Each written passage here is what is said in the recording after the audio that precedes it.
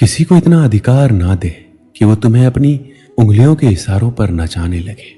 दोस्ती करने का मन करे तो खुद से दोस्ती कर ले, मगर किसी दूसरे पर आंख बंद करके कदापि विश्वास ना करे। गलतियां करना इंसान का प्राकृतिक स्वभाव है। गलतियां करना बुरा नहीं है, क्योंकि गलतियों से ही इंसान सीखता है। लेकिन बार बार एक ही गलती को दोहराना जीवन की बर्बादी है। जो बीत गया उसे याद करके क्या फायदा। क्या खोया क्या पाया ये सब भूल जाओ। सोचो कि आगे आप क्या कर सकते हैं। समय थोड़ा ही सही, लेकिन इसका भरपूर फायदा उठाइए। बीते वक्त में की गई गलती को ना दोहराइए। बीता समय भले ही तकलीफ में गुजरा हो, उसे भूलने में कठिनाई होती है, लेकिन याद करके भी तकलीफ ही पाओगे। भूलने की कोशिश कीजिए और एक नई शुरुआत कीजिए। खुशी भीतर से आती है और इसे बाहर खोजने में अपना कीमती समय व्यर्थ ना गवाएं। जब आप भीतर से हार मान लेते हैं, तब आपके असफल होने की संभावना बढ़ जाती है। हमारे जीवन में सकारात्मक विचारों की बहुत बड़ी भूमिका होती है। सकारात्मक विचार हमेशा सकारात्मक चीजें बनाती है। अपनी कामयाबी का सपना देखिए। रास्ते में बहुत सी छोटी छोटी विफलताएं मिलती रहेगी। हमेशा लोगों को जज मत कीजिए, क्योंकि आप नहीं जानते कि सामने वाला किस तरह के संघर्षों से गुजर रहा है। असफलता को एक नया मौका मानो और सफलता की दिशा में आगे बढ़ो। असफलता से सीखना हमें मजबूत बनाता है और हमें सही राह दिखाता है। जब तुम्हारा आत्मविश्वास टूटने लगता है तो अपने अंदर की शक्ति को जानो। यदि तुम्हारे भीतर आत्मविश्वास है तो तुम कितनी भी कठिनाइयों का सामना कर सकते हो। जीवन में कई बार हार का सामना करना पड़ता है, लेकिन हार मानने से नहीं, उससे सीख कर आगे बढ़ने से होता है। अगर तुम अपने लक्ष्य की ओर दृढ़ता से बढ़ते रहोगे तो तुम्हारी मेहनत जरूर फल देगी। केवल ये सोचकर हम दोबारा कोशिश करना छोड़ देते हैं, क्योंकि पहले एक बार हम उस काम में हार चुके होते हैं। जीवन में कभी हार नहीं माननी चाहिए, क्योंकि हार के बाद की गई नई कोशिश में हमें नए दृष्टिकोण और सीखने के अवसर देती है। आप जैसे हैं बेहतर है। किसी के कहने पर या किसी को दिखाने के लिए खुद को बदलने की कोशिश नहीं कीजिए। हमारा मन बहुत ही चंचल है। अभी यहाँ तो कुछ पल बाद कहाँ होगा कहना मुश्किल है। आज हम किसी के प्रशंसक हैं तो कल किसी दूसरे के प्रशंसक हो सकते हैं, क्योंकि हमारा मन भटकने का आदी हो चुका है। आज कोई आपकी तारीफ में कुछ शब्द कह दे तो तुम खुश होते हो, और यदि कोई तुम्हारी बुराई कर दे तो तुम उदास हो जाते हो, तकलीफ महसूस करने लगते हो। ये सब इसलिए होता है क्योंकि तुमने अपनी जिंदगी का रिमोट दूसरे के हाथों में सौंपा हुआ है, जो तुम्हें अपनी उंगलियों पर नचा रहा है। दूसरों के लिए सजना संवरना छोड़िए। यह आपकी जिंदगी है, इसे अपने हिसाब से जिए।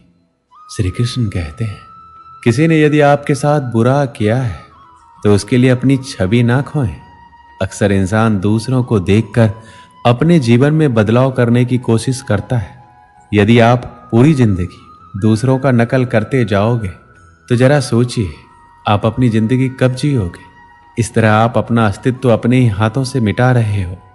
कोई आपके साथ बुरा बर्ताव करता है तो यह उसकी समस्या है। आप अपनी छवि कभी भी खराब नहीं कीजिए। यदि आपको लगता है कि कोई आपके साथ बुरा बर्ताव करता है या आपको गलत कहता है, तो बिल्कुल आसान है कि आप उसे अनदेखा कर दें, उस पर ध्यान ना दें और उस व्यक्ति का साथ छोड़ दीजिए। आप पाएंगे कि हालात अपने आप बदलते जाएंगे। जब तक आप किसी की बात को गंभीरता से लेते हैं, तब तक वो आपके ऊपर हावी होता रहेगा, क्योंकि आपके दिलों और दिमाग में उसकी एक छवि बनती जाती है। वो आपके दिमाग में कब्जा कर जगह घेर लेता है, जिससे आपकी सोचने और समझने की शक्ति छीन होती जाएगी। लाख तूफान आए, बड़ी सी बड़ी मुसीबत आए, लेकिन उनसे कहिए कि हम टूटने वालों में से नहीं हैं। आपको मनुष्य जीवन मिला है, अपने आप में यही सबसे बड़ी संपत्ति है। ईश्वर का धन्यवाद कीजिए और इस अवसर का लाभ उठाइए। व्यर्थ की बातों को सोचकर अपने आप को हतोत्साहित मत होने दीजिए। केवल अपने आप को सुनिए। दूसरों के राय या विचारधारा से खुद में कमी मत निकालिए, क्योंकि कोई दूसरा आपकी भलाई के बारे में नहीं सोचेगा। वो केवल आपका इस्तेमाल करने के लिए कोई ना कोई तरीके का इस्तेमाल करता रहेगा। तुम कमजोर नहीं हो और ना ही तुम्हारा वक्त कमजोर है। आप अपने आप को जिस रूप में ढालना चाहेंगे उस रूप में ढाल सकते हो। श्री कृष्ण कहते हैं जिंदगी की कीमत तब मालूम होती है जब जिंदगी के केवल कुछ ही पल रह जाती है, तब एहसास होता है कि समय को कीमती क्यों कहा जाता है। हम अक्सर जीवन की भागदौड़ में अपने लिए समय निकालना भूल जाते हैं। जब मौत करीब होती है तब हमें याद आता है कि हमने अपने सपनों को कितना समय दिया, अपने शौक को कितना महत्व दिया और खुद के लिए क्या किया। जो पास है उसकी अक्सर कदर नहीं करते हैं और जो पास नहीं है उसके लिए तरसते हैं। हमारी जिंदगी अनमोल है, लेकिन अक्सर हम इसकी असली कीमत तब समझ पाते हैं जब हमारी जिंदगी सीमित समय के लिए रह जाती है। जब हमें यह महसूस होता है हमारे पास गिनती के कुछ पल ही बचे हैं, तब हमें समझ आता है कि हर एक क्षण कितना महत्वपूर्ण है। जीवन की अनिश्चितता हमें यह सिखाती है कि हमें हर दिन को पूरी तरह से जीना चाहिए। हम अक्सर भविष्य की चिंताओं में उलझकर वर्तमान को नजरअंदाज कर देते हैं, लेकिन जब हमें यह एहसास होता है कि हमारे पास सीमित समय है तो हमें वर्तमान का महत्व समझ आता है। जीवन के आखिरी पलों में हमारी आंखों में दुख के नहीं बल्कि खुशी के आंसू छलकने चाहिए। हमें गर्व होना चाहिए कि हमने अपने जीवन के पलों का भरपूर आनंद लिया और हर क्षण को जी भर कर जिया। जीवन के अंत में हमें इस बात का संतोष होना चाहिए कि हमने किसी का दिल नहीं दुखाया, बल्कि सबके साथ खुशियां बांटने में सफल रहे। हमारे जीवन की सच्ची सफलता यही है कि हम दूसरों के जीवन में खुशी और सकारात्मकता ला सके। इसलिए ऐसा जीवन जिए कि अंत में आपको अपने आप पर गर्व हो और आप अपने किए हुए अच्छे कामों को याद करके मुस्कुरा सके। इस दुनिया से हम एक दिन का भी साथ नहीं ले जा सकते, लेकिन हम इस दुनिया में बहुत सी ऐसी यादें छोड़ सकते हैं जो आने वाली कई पीढ़ियों के लिए कामयाब और प्रेरणादायक साबित हो सके।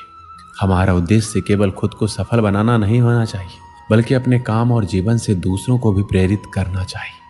जब हम दूसरों के जीवन में सकारात्मक बदलाव लाते हैं और उनकी भलाई के लिए काम करते हैं तो हमारी वैल्यू और हमारे जीवन की अर्थपूर्णता बढ़ जाती है। इसलिए ऐसा काम करें जो यादगार हो और आने वाली पीढ़ियों के लिए एक प्रेरणा का स्रोत बने। एक समय की बात है, गुरुकुल में पढ़ने वाला एक शिष्य जिसका अंतिम दिन था गुरुकुल में।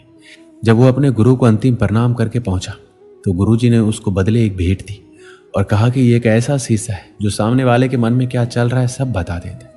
शिष्य ये देखकर बड़ा प्रसन्न हुआ। उसे लगा कि सबसे पहले गुरुजी को ही देख लेते, गुरुजी कैसे हैं। और जब उसने गुरुजी की तरफ शीशा घुमाया तो उसे गुरुजी के अंदर दुर्गुण दिखाई दिए। उनमें क्रोध, द्वेष, अहंकार भरा हुआ है।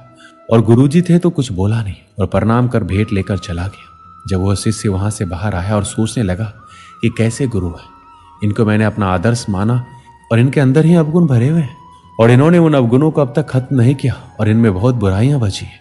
रास्ते में उसे जब अपना दोस्त मिला तो उसे लगा कि दोस्त की परीक्षा ले लेते हैं। उसके पास एक ऐसा शीशा था जो सामने वाले के मन में क्या चल रहा है आसानी से पता कर सकता था। उसने अपने दोस्त को उस शीशे में देखने को बोला और देखा कि दोस्त के अंदर भी बहुत सारे अवगुण हैं। उसका भरोसा टूट गया। दोस्ती से भी आगे बढ़ा एक रिश्तेदार दिखाई दिया। तब उसे लगा चलो इनका भी हाल जान लेते हैं। उनको भी शीशा दिखाया। तभी शिष्य उनके मन के भाव पढ़ लिए कि रिश्तेदार में काफी कमियां है। अब उस शिष्य का भरोसा धीरे धीरे संसार से उठने लगा और कहने लगा कि गुरुजी, दोस्त और रिश्तेदार सब में कमियां है।